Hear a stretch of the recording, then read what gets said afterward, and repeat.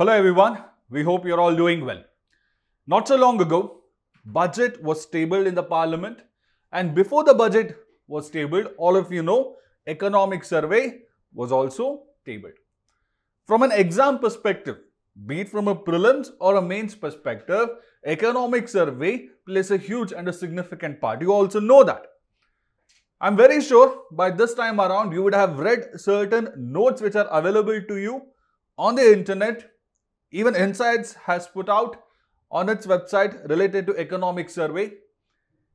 In this initiative, we will be discussing the important chapters, the most important points, and we will be trying to explain the logic behind it and the importance related to that particular point, both from a prelims and mains perspective. Now let us start our discussion today by understanding certain historical background about economic survey. Now the person that you see on the screen, his name some of you might know is John Mackay. Who was this person? This person was the first finance minister of India. So the first economic survey was tabled in the parliament in the year 1950-51. Now when you look at the history, economic survey and budget, they were both tabled in the parliament together or simultaneously. But now when you look at how economic survey is tabled in the parliament, right? First it is economic survey. After economic survey, budget is tabled. In 1950-51, it was not like that. Please remember this because in prelims, they might try to confuse you. So when did this trend of bifurcating economic survey and budget come into the picture? In the year 1964, for the very first time, economic survey was tabled, right? After that, you had your budget which was tabled in the parliament. Now the next logical question that all of you should know about or that you know either consciously or unconsciously is, what is the exact purpose of economic survey? Why there is so much of coverage given to economic survey? What are the possible reasons? Look at the images. Here, if you look at this image, here you see some sort of a direction which is being conveyed by the image. Economic survey, the most important purpose of economic survey is it tells you the direction in which the economy of a country, that is India, is moving forward. What are the possible challenges that India is facing in terms of achieving certain goals? It could be goals of achieving $5 trillion economy or doubling the farmers' income. It could be anything. All these challenges and possible solutions will be discussed in economic survey. Economic survey gives you or helps you to build a perspective. Now if you look at the second image, it talks about various important parameters such as GDP, it could be Human Development Index, it could be social growth and more so. When they are talking about these indicators, for policy makers, this is more important because it tells them to what extent the efforts that they have put in the last year is showing dividends. Since economic survey also gives you suggestions for policy makers, it helps them to change or tweak their measures if the situation asks for it. Economic survey is also very important because if you look at all these indicators, they serve as a chart for businesses to chart out a plan, keeping in mind these indicators for their future growth. Right? It's like a blueprint for everyone. I told you, economic survey makes observations.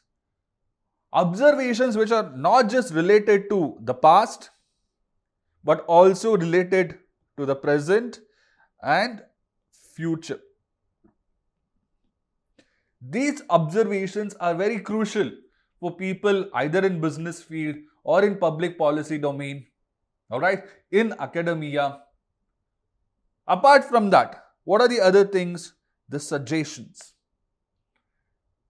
How to make our industry more reactive for recent supply chain disruptions. Economic survey would give you suggestions. How to reduce poverty, particularly after the COVID-19 pandemic. Economic survey would have given quite a few suggestions. Not so long ago, there was a concept called as universal basic income. This had generated a lot of debate in the country. The suggestion or the concept of universal basic income in India for the very first time was proposed in your economic survey. Right? These suggestions have a very huge critical and crucial role to play in achieving the objectives of sustainable and inclusive growth. There are even more points as to why economic survey is important, but these broad things, if you remember, that is more than enough. One more thing that you need to know from your exam perspective, and this is very important, when economic survey is released, right, who releases that? That is what is important. Who releases it? It is released by the Department of Economic Affairs, and this department comes under Ministry of Finance. So this Department of Economic Affairs prepares the economic survey document and under the overall guidance of Chief Economic Advisor. Please remember this, right? Department of Economic Affairs under the guidance of Chief Economic Advisor prepares the economic survey of our country. Who is the Chief Economic Advisor of our country at this point in time? It is V. Anantha Nageshwaran. He is the present Chief Economic Advisor. Under his guidance, the Economic Survey 2022-23 has come into the picture. One more thing that I need you to understand, this is particularly for the freshers. Why do they go for this numbering 2022-23 and why not 2023 to 2024? The reason being, in economic survey, the primary purpose is to talk about how the economy behaved in the last or in the ongoing fiscal year. So when I say ongoing fiscal year, it is basically from March 2022 to March 2023. Right? So that is why you have this numbering 2022 to 2023. If you look at economic survey, the cover page of economic survey, they all have certain themes. Last year, it had a different theme. Prior to that, it had a different theme. From your prelims exam point of view, you have to know what are the major themes of economic survey of that particular year, because they might ask you that, they might quiz you on that. If you look at this cover page, you can clearly make out the theme of this year economic survey is none other than G20. India has assumed the chairmanship or the presidentship of G20, which is going to happen in New Delhi this year. You see the symbol of G20, India's presidentship, right, also reflected in this, right? G20 is a major theme of this year's economic survey. Please remember. Moving on. Prior to a few years, economic survey was released in terms of 2 volumes.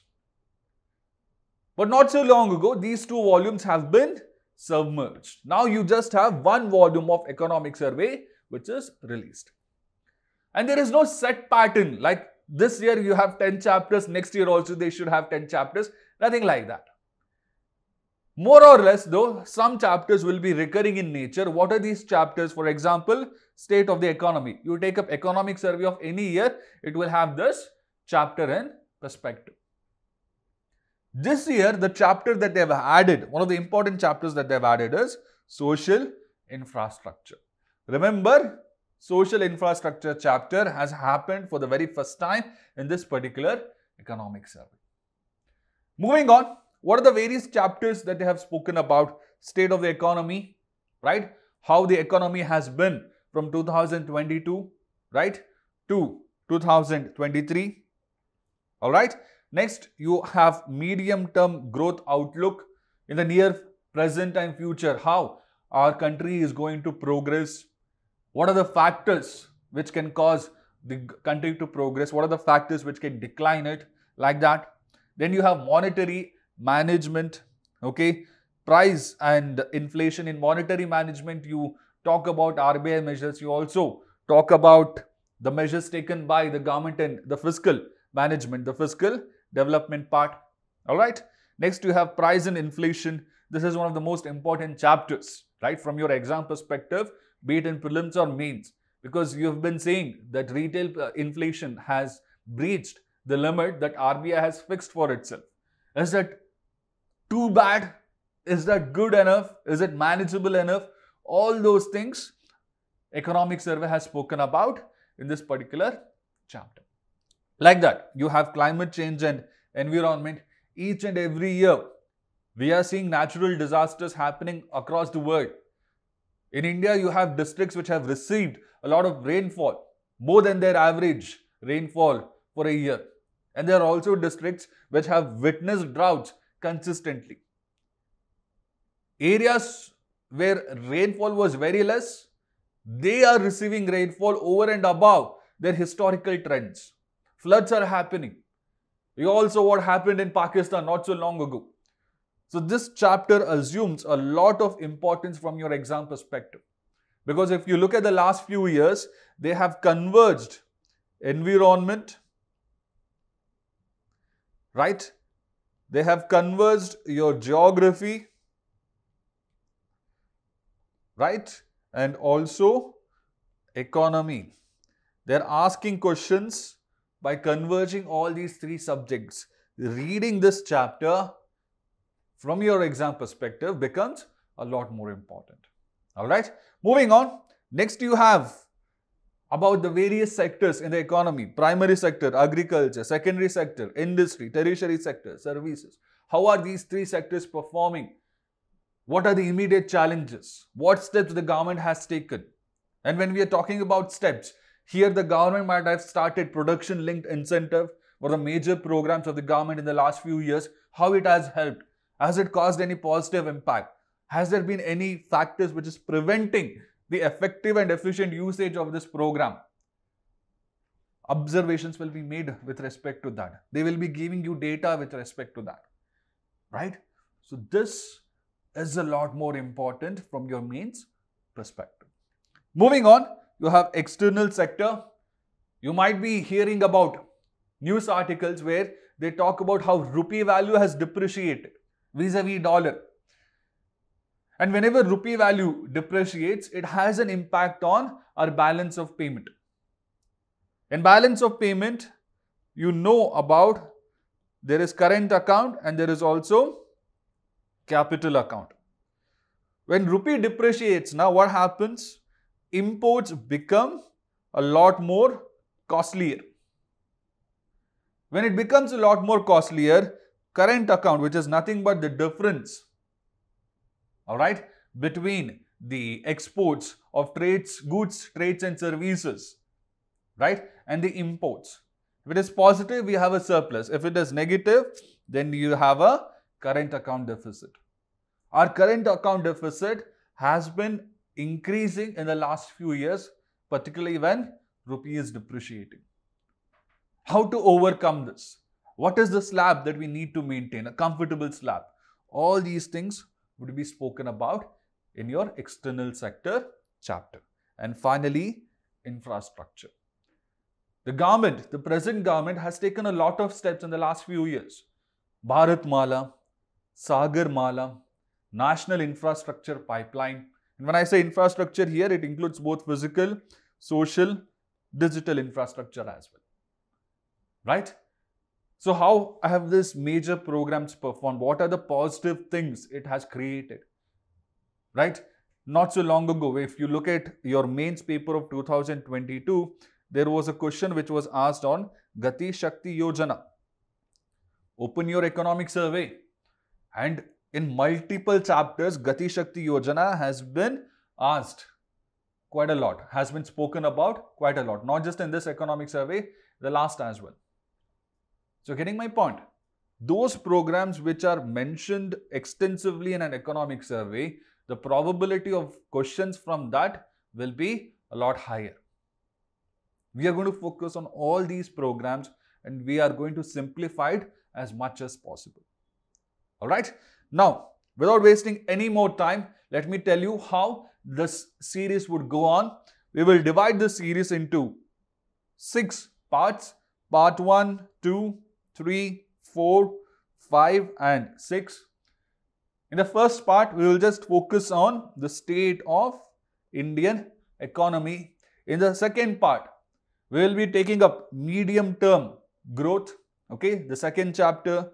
Then we will be taking up fiscal development, monetary development. In one part, we will be discussing agriculture, industry, services. Right? In another part, we will be discussing social infrastructure, climate change and environment. You get my point. The whole purpose of dividing it like this is to simplify it and also to give you a continuity. If you're reading about agriculture, if you connect it with, or if you read it simultaneously with industry and services, you will get a much more broader understanding and a depth understanding of the subject.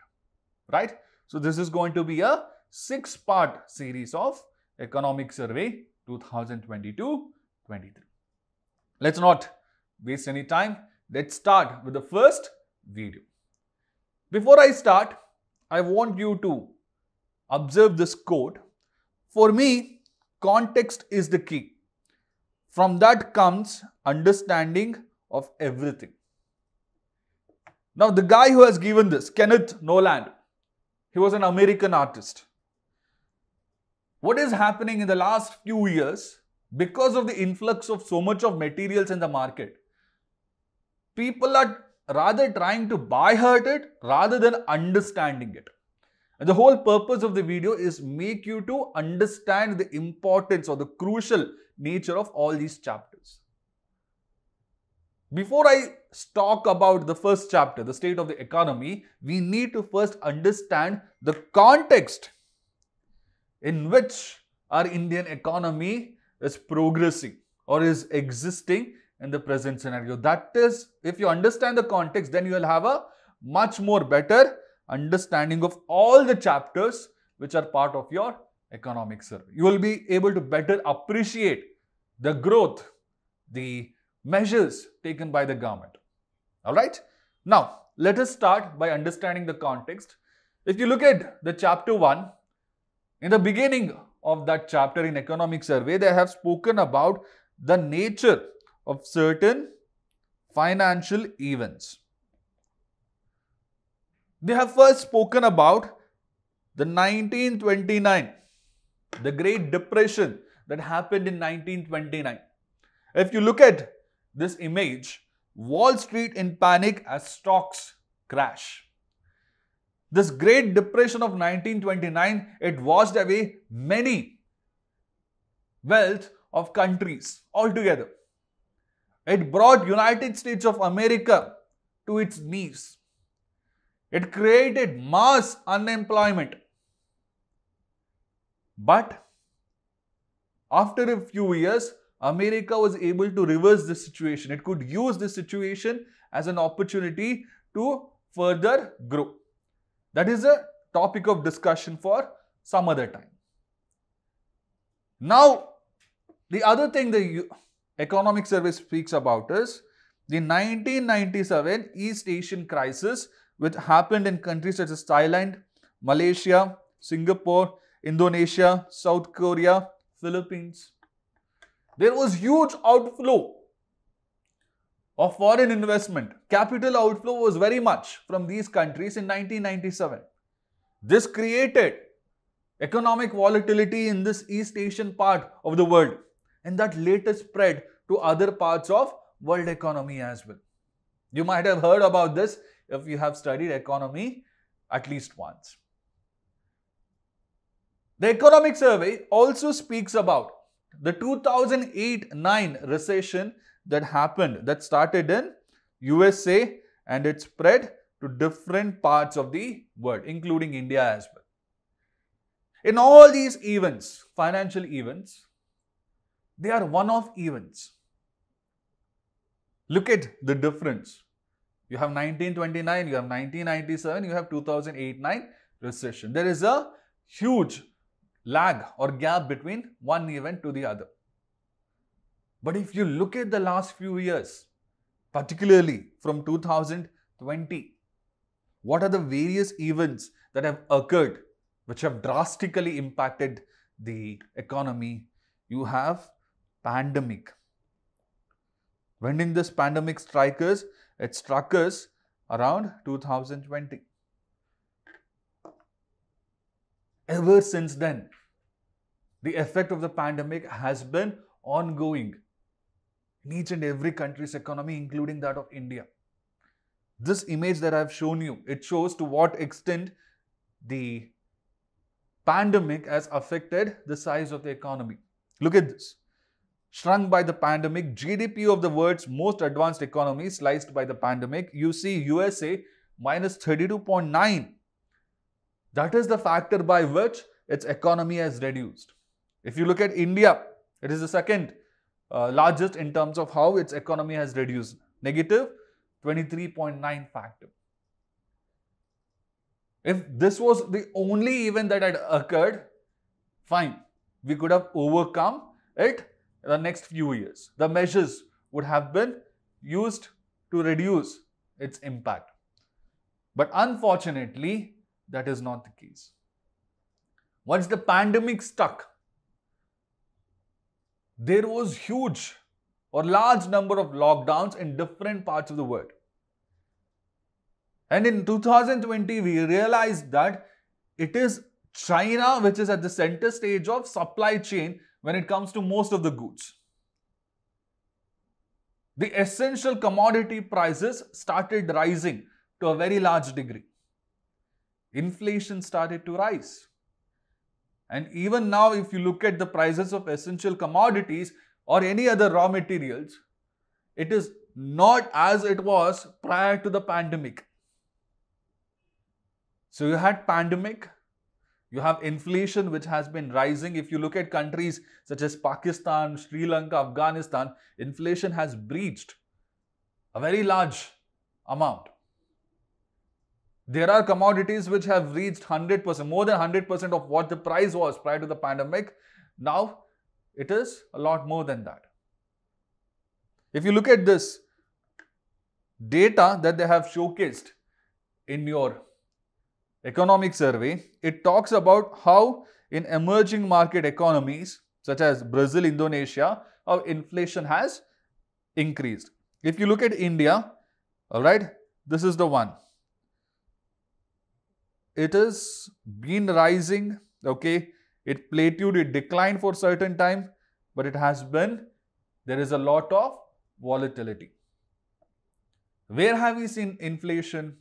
I told you essential commodities, but apart from that, we've also seen inflation rising due to what is happening in Europe at this point in time. All right, you have Russia, Ukraine situation which is still unfolding. Russia and Ukraine, because of this, the crude oil prices have increased. Because of this, fertilizer prices have increased, right? You see this. Because both Russia and Ukraine together, they supply much of what the world requires in terms of its fertilizer requirements. Just like that, even sunflower oil, Russia and Ukraine account for 75% of sunflower exports, essential item. And when Russia-Ukraine war is happening, we are not able to realize that particular commodity as we want to. Obviously, there will be an inflation. Right? We started with which event? Pandemic. We went to inflation. What else is happening? What are the various things which are appearing or happening simultaneously in the present context of global economy? You have tapering. This term is very important. Sometimes if you look at previous year question papers, they would have given you certain terms and they would have asked you what this term basically means. So tapering is a measure. Now when the pandemic hit, all right, what did major economies do? USA, UK, Germany, Japan, or any other country? What they did was to prevent the economy from going into recession or depression, they started giving something called as stimulus. This stimulus could be in terms of tax incentives. All right. This stimulus could be in terms of subsidies and more so. Why did they give stimulus? Imagine you're a company and pandemic has happened. You are importing a raw material from China. You're not getting that raw material. Now you're in big trouble. And you are that company which has borrowed quite a lot of money from your banks as well. If you're unable to pay your loan, the balance sheet of the bank becomes negative. It is affected by your situation. So all the major governments across the world, they gave stimulus in various ways to prevent businesses from becoming flop. They gave stimulus to make sure that unemployment would not rise. You have pushed a lot of money into the economy, basically. This cannot continue forever. If it continues forever, the situation could be bad. It could lead to inflation, unsustainable inflation. It could lead to fiscal deficit increasing. Right? Whenever tax incentives government is giving you, this is something which is a loss for the government. In the short term, that loss might be justified, but if you continue it on a long term, it is not justified because your taxes is what keeps the government running. It is what which keeps the social infrastructure, physical infrastructure plans to be carried out. So they have to slowly reduce it. So what they are doing, they are removing this tax incentives, subsidies. They are increasing the central banks of all these countries. Now they are increasing their interest rate. During the pandemic times, what had happened? They had kept the interest rate very low. If they had kept interest rate very high, no company would want to go there, get money and then implement in its business, right? So they kept it very low so that companies could easily borrow, use that money to overcome the pandemic induced stress.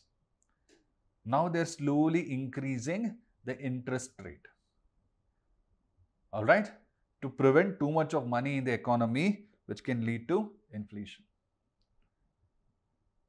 If you're an investor and you're an investor from United States of America, here they're giving you very less money if you put in your banks. Interest rates are very less. So what would you do? You want more money, you want more interest rate for your money. So you will look for other options. If in India or any other emerging economy, they're giving you more interest rate for your money, you would invest there. Yes or no? Many foreign investors had done that. Much of their money was invested in emerging economies. But when USA and other advanced economies are increasing their interest rate, we'll discuss about all these programs in a brief way from exam perspective in later chapters, right? So please don't worry. Moving on, let us look at few more challenges that Indian economy has been facing since 2020. What are these challenges? Global economic challenges led to a downward revision in growth forecast across countries. All countries are affected by these trends, pandemic, Russia-Ukraine war. So in our economy, export plays a crucial role in our GDP growth forecast. When other countries are also suffering because of pandemic-induced stress, it is fair to assume that global demand will be less.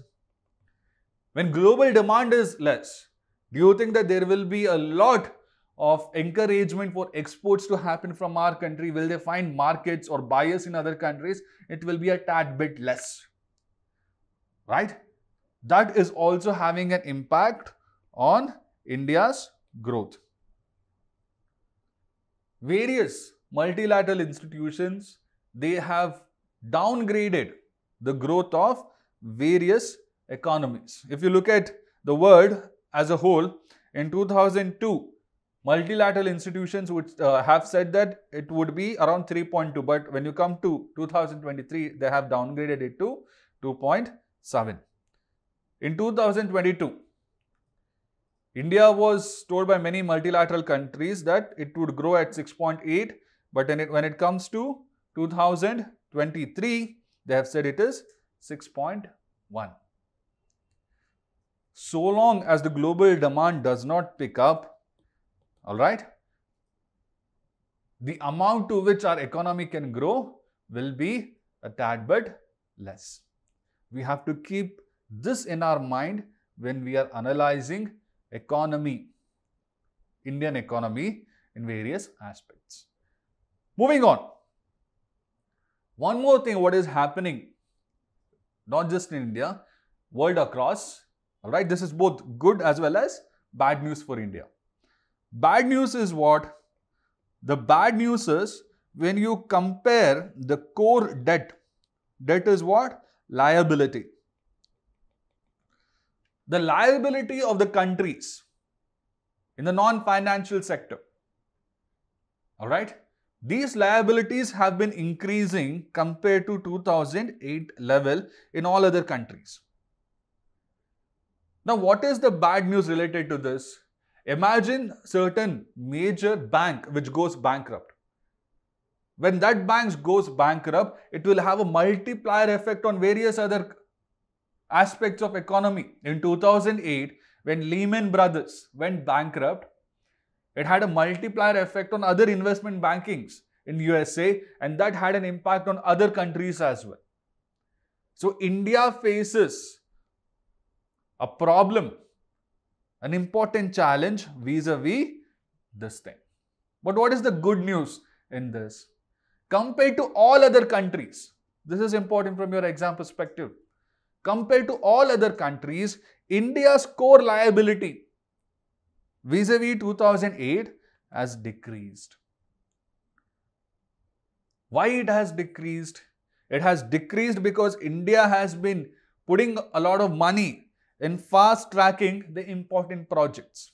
It has been putting money to ensure the banks finance in a prudential format.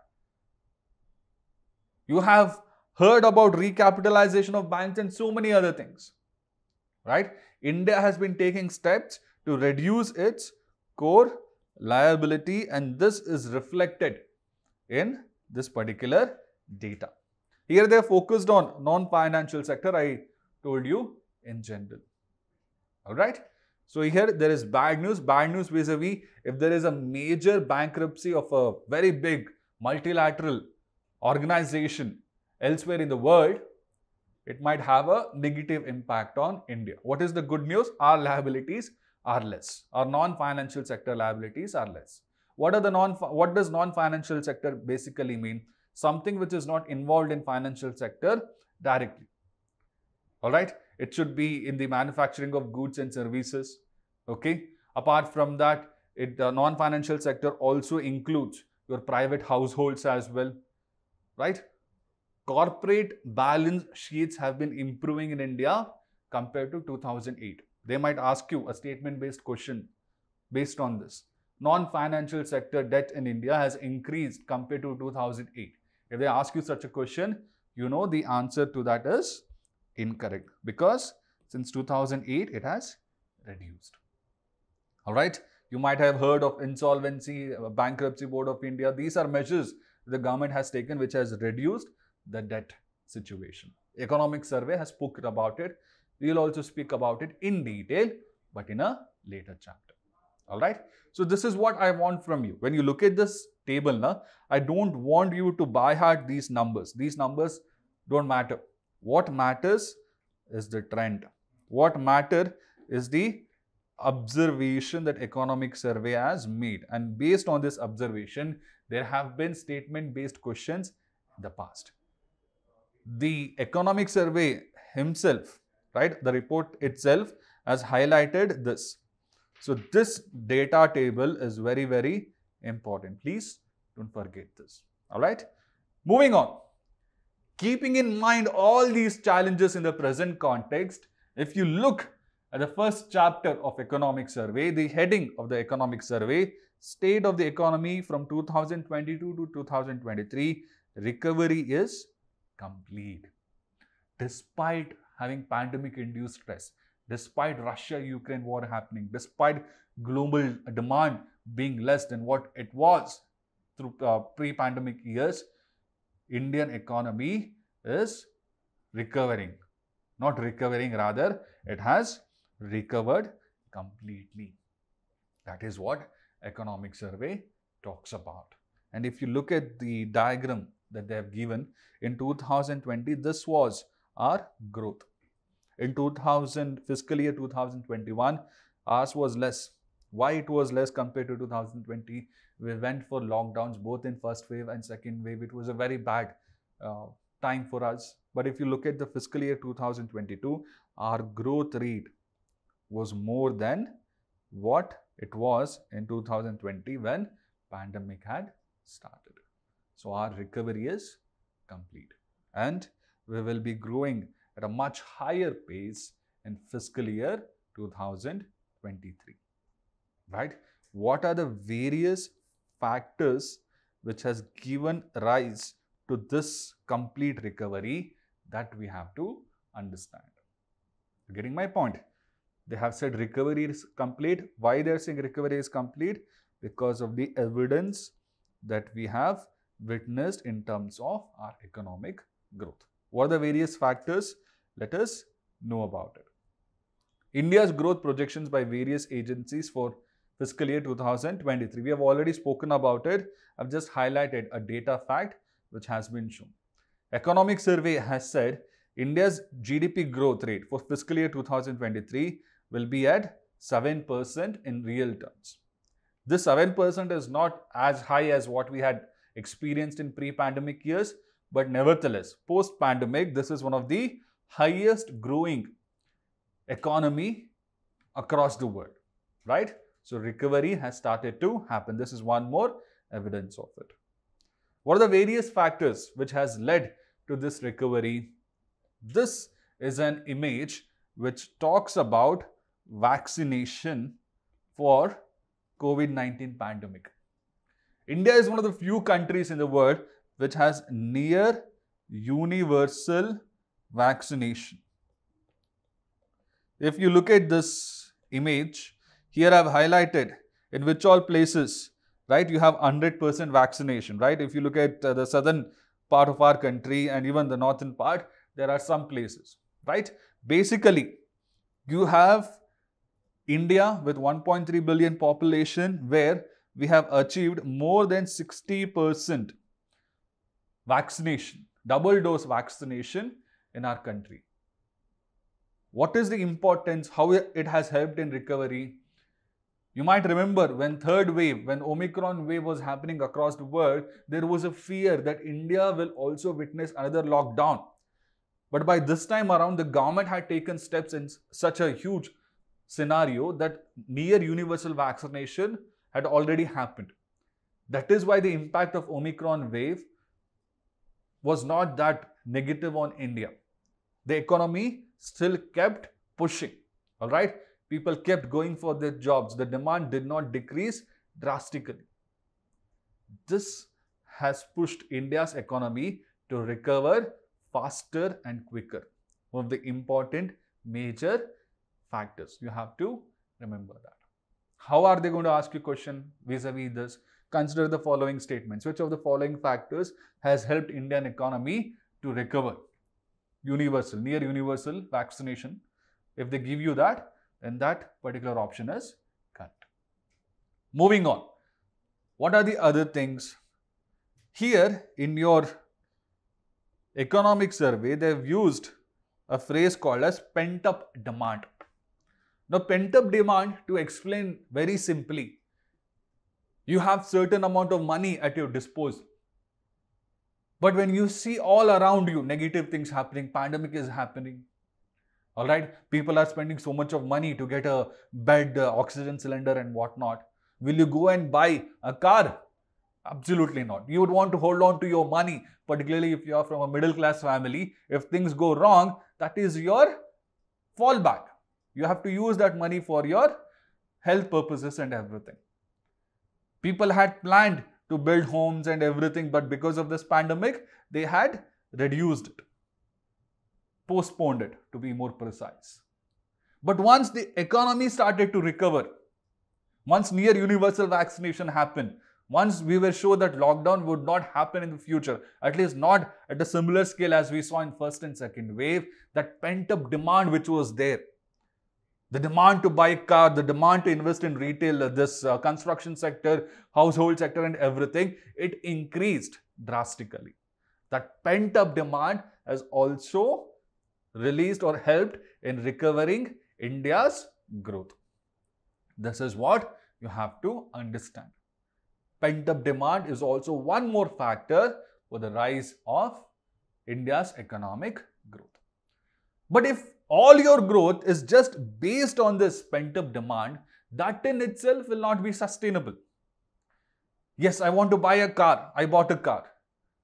But this buying of a car, is it sustainable in the longer term in terms of whole economy? Absolutely not. Not just me, everyone else should feel that buying something or investing in something is a safer option. Government has been giving certain tax incentives. In recent times, whatever investment is happening, it's not based on pent-up demand, but rather it is based on the business or the animal spirits. The businesses want to invest. They're bringing their own money. That is more sustainable in the longer term. That is what is happening. Let me read out what they have given exactly in the economic survey. By the time the growth of exports moderated, the rebound in domestic consumption had sufficiently matured to take forward growth of India's economy. Private consumption as a percentage of GDP stood at 58.4% in quarter 2 of fiscal year 2023. The highest among the second quarters of all the years since 2013-14. Supported by a rebound in contact-intensive services such as trade, hotel and transport, which registered sequential growth of 16% in real terms in quarter 2 of fiscal year 2023 compared to the previous quarter. Yes, there are a lot of numbers in this. What you have to remember is, there was pent-up demand in the economy, not just in Indian economy, also elsewhere. That pent-up demand led to the growth of exports. But this pent-up demand could only give you growth to a certain extent. It was not sustainable in the longer term. What is sustainable in the longer term? Your domestic consumption, your private consumption has to increase. When you want to buy, when others want to buy, the companies will have a positive incentive to invest their own money. They will have a positive incentive to employ more and more people. This is what is sustainable, and that private consumption has increased by almost 60% compared to what it was in 2013 and 14. Right? That is one more thing that you can talk about. Here I have given you the image of Atmanirbhar Bharat. To reduce the pandemic-induced stress in all these sectors, trade, hotel and transport, the government has been starting many programs under this package. You have national logistic policies, right? You have national infrastructure pipeline. You have given loan rebates and many other measures to improve these sectors, and they have increased the domestic demand in the economy, which has helped in recovery of Indian economy, right? This is also one more factor. From pent-up demand, which pushed us initially, we have come to a more sustainable, okay, private and domestic consumption, which is at the core of growth of India's economy. All right, moving on. Not so, just to give you some current affairs, recently the government also decided to increase the salaries of central government employees. This would also have a positive effect in terms of domestic and private consumption in our country as well, right? Government has been taking a lot many steps. Moving on, you also have few more. I have one definition for private consumption. What is it? Private consumption includes all purchases made by consumers, such as food, housing. I told you, right? In pandemic times, people did not want to invest on all these things because they were considered as, some items were considered as luxuries, but now they're starting to again invest. Energy, clothing, health, leisure, education, communication, transport, as well as hotel and restaurant services. All right. Moving on. This is again from your economic survey. The release of pent-up demand was reflected in the housing market too. Demand for housing loans picked up. Consequently, housing investments have declined.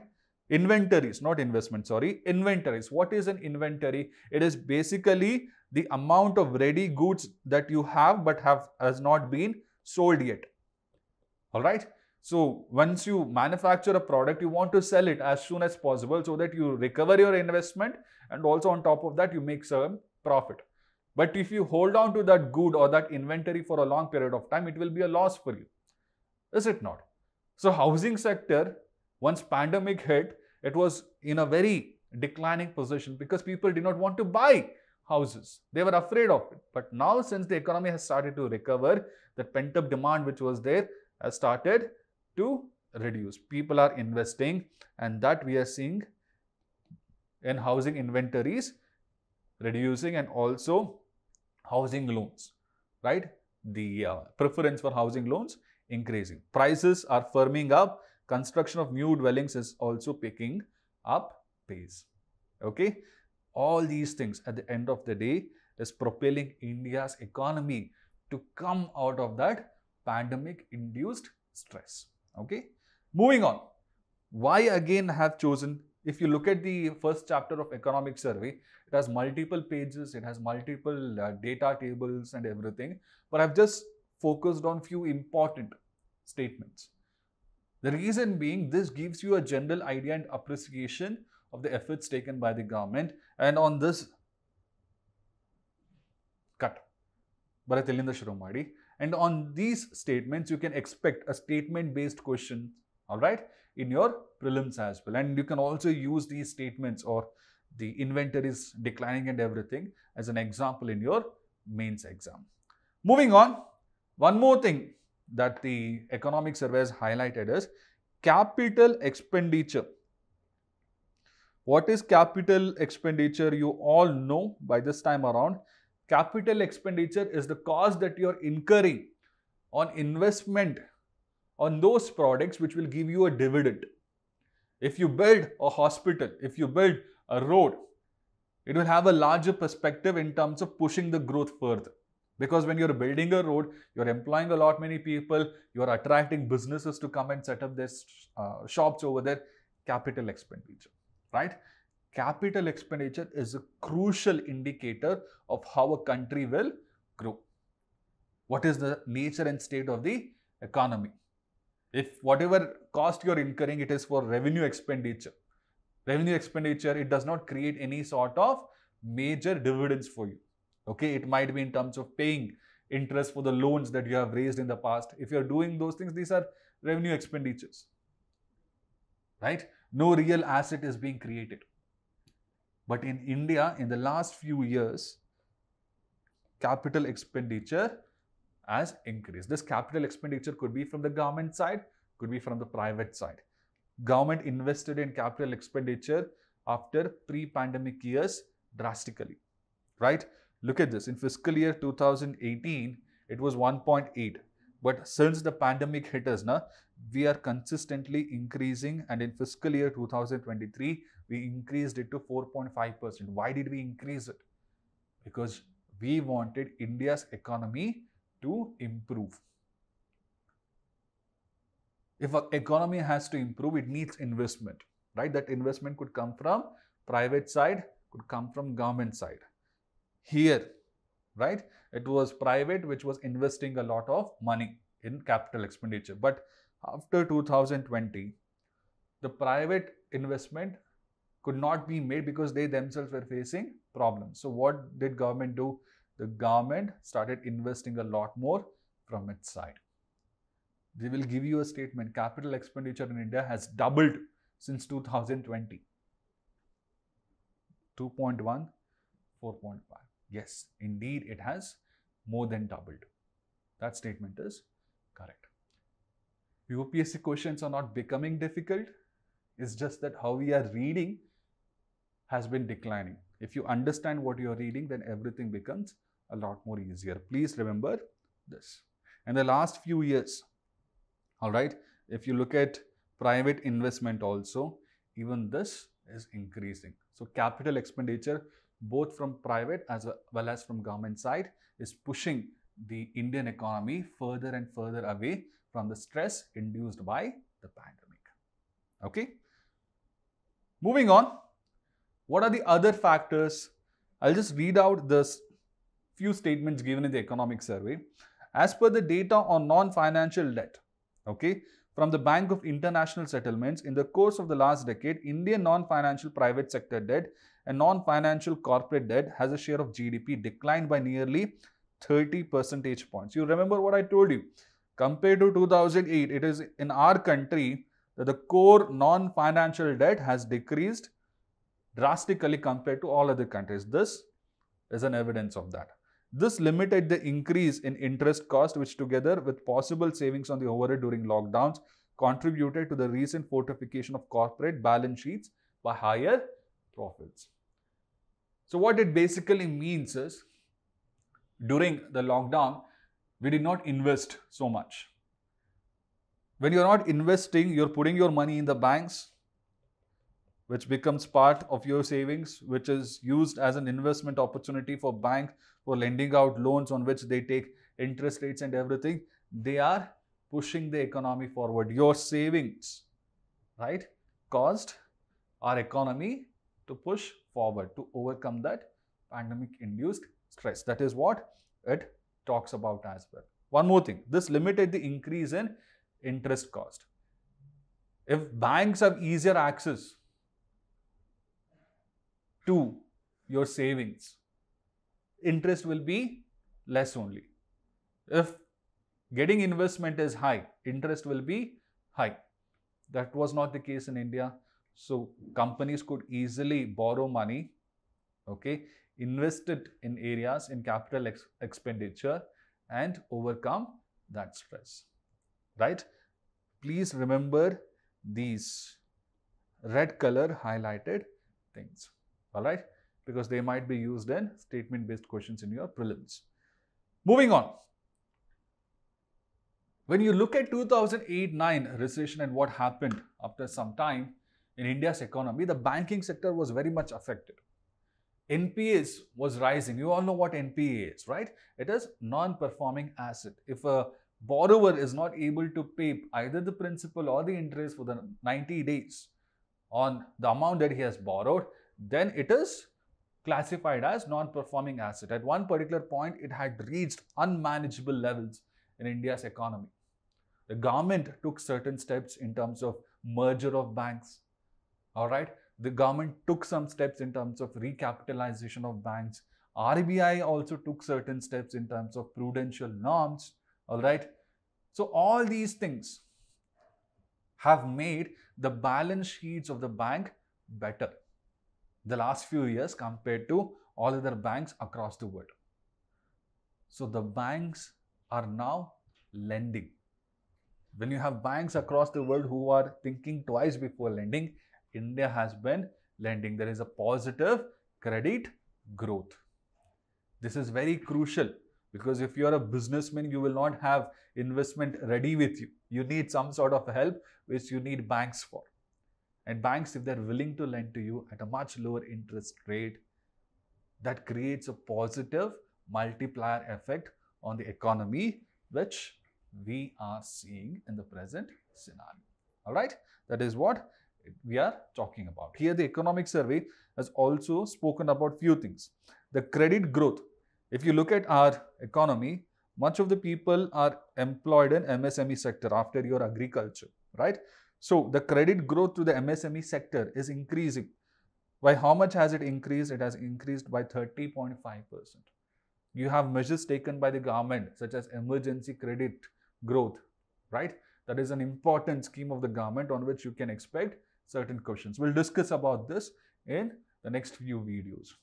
30.5% credit growth, right? Obviously, the economy will be pushed ahead. What usually happens when we are reading newspapers, more often than not, they are bashing the government for their acts of omission. That is good, nothing wrong with that. But that is just one side of the picture, one side of the coin. You have to know the other side of the coin. And that is where reading economic survey with evidences like this becomes a lot more important. All right, moving on. One more reason why, the most important reason if you ask me, why our economy has pushed ahead, one of the fastest growing economy even after the pandemic hit us, is because of certain steps the government has taken. It might be reduction in unemployment. The government, once pandemic hit, told the companies not to lay off people. All right. It has been, if you look at the EPFO data, the number of people who have subscribed to that EPFO insurance is rising. That is also one more example that we have. Unemployment rate in India has been reducing as well. We have started so many programs, production linked incentive. All these are acting as incentives for companies to employ more and more, right? So this has helped India to push forward, to recover sooner rather than later. Now you are getting that point, na? State of India's economy, recovery complete. Behind those two terms, recovery complete, there is so much of appreciation, the challenges you need to understand, the measures that we have taken, right? The evidences. If you read like this, your economic survey, you'll be able to enjoy a lot more. Moving on, MSME schemes. We recently spoke about 30.5% credit growth we have seen for this sector. This has historically remained one of the most often neglected sectors, but since the government has come to power, MSME sector has been given its due attention, and in the last few years after the pandemic, it has been even more. Next, you have Manrega, okay, which is acting as a major backbone for rural employment in our country. Okay, you have PM Kisan Yojana, where farmers are getting cash, diversifying their income. You have PM Garib Kalyan Yojana, one more welfare program. Apart from this, right, the government has taken so many welfare programs that it has helped India's economy not to be so much in stress because of the pandemic. And this is not something that I am saying. There is a multilateral organization called as UNDP, and what it has said is, this is there in your economic survey as well, the impact of pandemic on increasing poverty in India might not be that high because of the welfare programs or the inclusive measures taken by the government. Okay, you have to use all these things in your main answers. This is what I was talking about, guys. The UNDP report of July 2022 stated that the recent inflationary episode in India would have a low poverty impact due to well-targeted support. Not just that, they've also said, this is from National Family Health Survey. In addition, the National Family Health Survey in India shows improved rural welfare indicators from fiscal year 16 to fiscal year 20, covering aspects such as gender, fertility rate, household amenities, and women empowerment, right? So you have two evidences to suggest that impact of inflation or pandemic induced stress will not be that high in India in terms of reducing inclusive growth because of the measures taken by the government in the last few years. What are these measures? We'll talk about it in your social infrastructure video. Even though, all right, you have certain positive things which we have discussed in the last few slides which has improved India's economy to make the recovery complete, there are certain risks. And these risks, the economic survey says you have to be very careful about. For fiscal year 2023, what did I tell you the growth rate was? 7%, right? This growth rate in your fiscal year 2024 can be between 6 to 6.8%. You might ask, sir, why 7% and lesser than that, even though there are certain positive things? Because still there are certain risks, certain unpredictableness. If all these risks are minimized, it could be even more than this. All right, those revised estimates will come next year. So when you look at all these things, all these risks, if they are minimized, it could be more than that. Keeping all these risks in mind, our estimators for fiscal year 2024, our economy can grow anywhere between 6 to 6.8%. This is in line with all other multilateral organization forecast, IMF, all right, the World Bank and such other things. What are the risks? Banking sector health. I told you, na, when I say banking sector, India's banking sector, the liabilities have reduced. But what if tomorrow there is one more crisis such as IL and FS crisis? You might have heard of that. Okay, what if there is a banking health crisis that happens in some other part of the world? I told you, because liabilities are increasing in those banks, that might have a negative impact on us, right? Recessionary tendencies. You might have heard about how there have been multiple thousands of layoffs happening in big companies such as Google, Facebook, Tesla and everything. There is a fear of recessionary tendency. Even though the economic survey has said that there is a lot of hope in making sure, a lot of hope in expecting, to be more precise, that there will be no recessionary tendency in USA or any other major economies, that is not completely something we can expect, because we are seeing some signs of recessionary already. Many companies have laid off people because they fear that economy will reduce, right?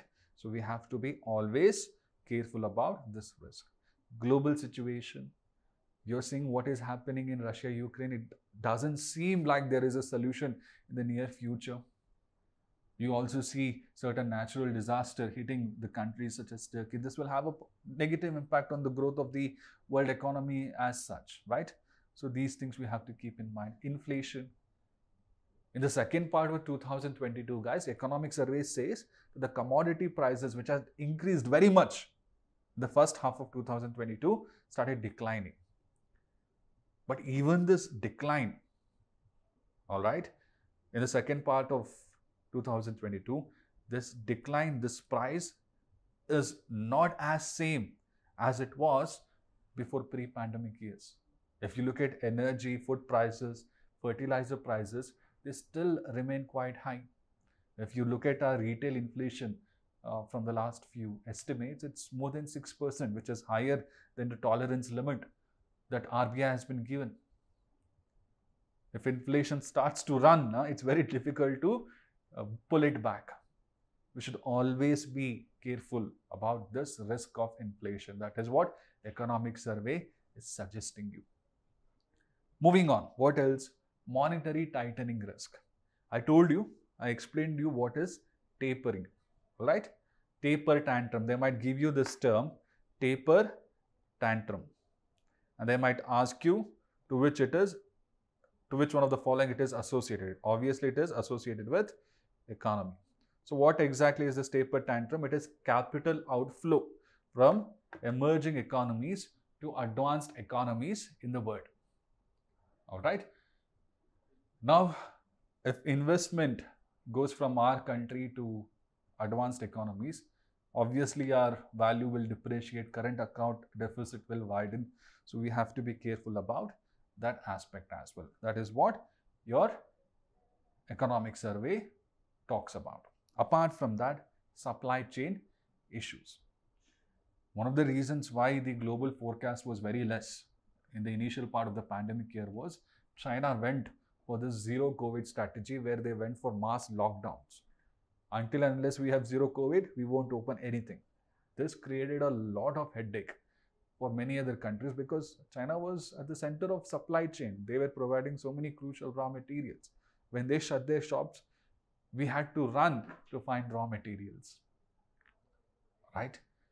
If any such supply chain issues happen again, thankfully China has reopened its economy, it has reduced the emphasis on zero COVID, but if things go bad, again it might be a problem, right? To overcome the supply chain issues, we have started supply chain resilience initiative and everything, which we will discuss later. But nevertheless, these are the broad risks which can prevent the recovery of Indian economy to its pre-pandemic years. And we should always be careful about it. And in the next few chapters, right, you will find how economic survey has highlighted the steps the government has taken to reduce all these risks. And you will also find the suggestions that the economic survey has given to reduce this risk even further, right? That is what is the whole importance or summary of this chapter. I've told you how you can expect questions from your prelims. I've also told you how you can use certain measures taken by the government, certain data points as fodder for your mains examination. We'll discuss more exciting things about this year economic survey in the next few videos. I hope this was useful for you. Thanks for your time and all the best for your preparation on road to prelims 2023. Thank you.